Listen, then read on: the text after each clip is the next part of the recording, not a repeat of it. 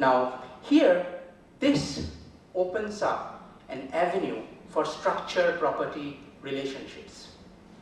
So, I am trying to build upon the entire scope of the course. The first talk of Craig will talk about overview of polyoxometalates. So you will get an in-depth introduction on the topic from the horse's mouth. So one of the pioneering researchers of polyoxometalate chemistry. So these clusters then give us possibility for tuning the structure-property relationships, and that inevitably leads to another fascinating phenomena in chemistry, and that is catalysis.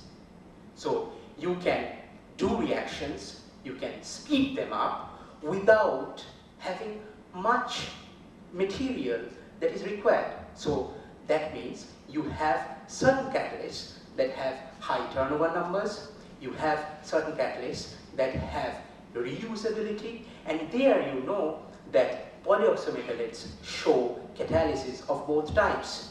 That is, the catalysis in as molecular species, like in homogeneous catalysis, and catalysis as in heterogeneous media or colloidal states, that is the heterogeneous catalysis.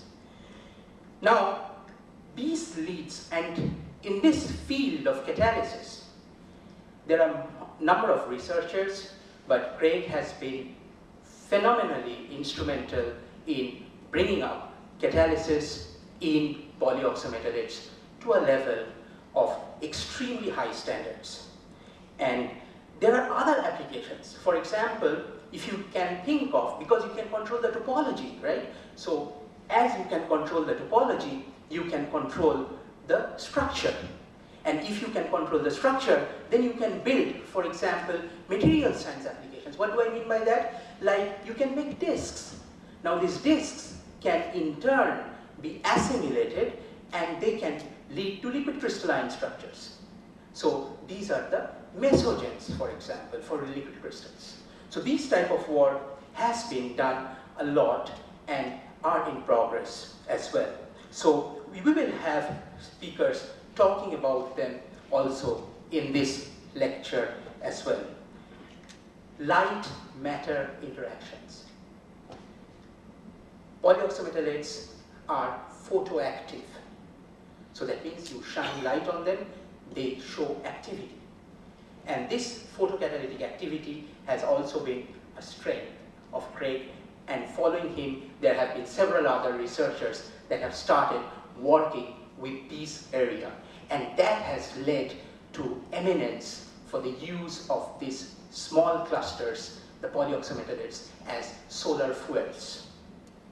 So that means you know that we have this imminent problem of energy crisis. We have a lot of energy crisis that is going on, and we cannot depend on fossil fuels that is depleting fast, killing our environment, killing us softly and slowly. So we need to get out of it. And that's where the solar fuels are being made. That means you take water, you split water into oxygen and hydrogen, and you use them as an energy conserving fuels. So that is what there will be talks also on the solar fuels. You will see these ones. So as you may have already realized that several aspects of polyoxometalate chemistry, from catalysis, photocatalysis, to the solar fuels, have been developed single-handedly almost by this person who is with us today, Craig. So he does not need an introduction, but that's why I did not keep a formal introduction, because this is a course. So then it would be easier with the flow. You have a lot of information on him in the Gyan brochure. But just to give you a hint, for instance, about Craig, is that he edited the first monograph and edited volume in Chemical Reviews, and this Chemical Review article has citations of more than 2,000. So it's one of the Bibles of polyoxometalate that has been written or composed by Craig Hill, who is with us. And if citation index tells you something, just to tell you, he has an H index of around 80. So that means 80 of his papers have been cited 80 times, roughly to say. So, and he's from Emory, so I'll not get into this. So if you Google Craig Hill, you will find a lot of information about him. Now, why are these polyoxometalates important and why are we doing this course? Photocatalytic degradation of toxic materials is an important aspect, and that's where polyoxometalates come in. So their intriguing redox properties have meandered into different types of applications. We have taken this opportunity of having Craig with us to crystallize the community of polyoxometalates also in India and in Asia. We have planned for a small meeting to take place on these polyoxometalates, AMWA 2017, and we expect that these two programs will synergistically enhance the quality of both Gyan as well as this conference. So all the Gyan participants, for the Gyan participants, this conference is free.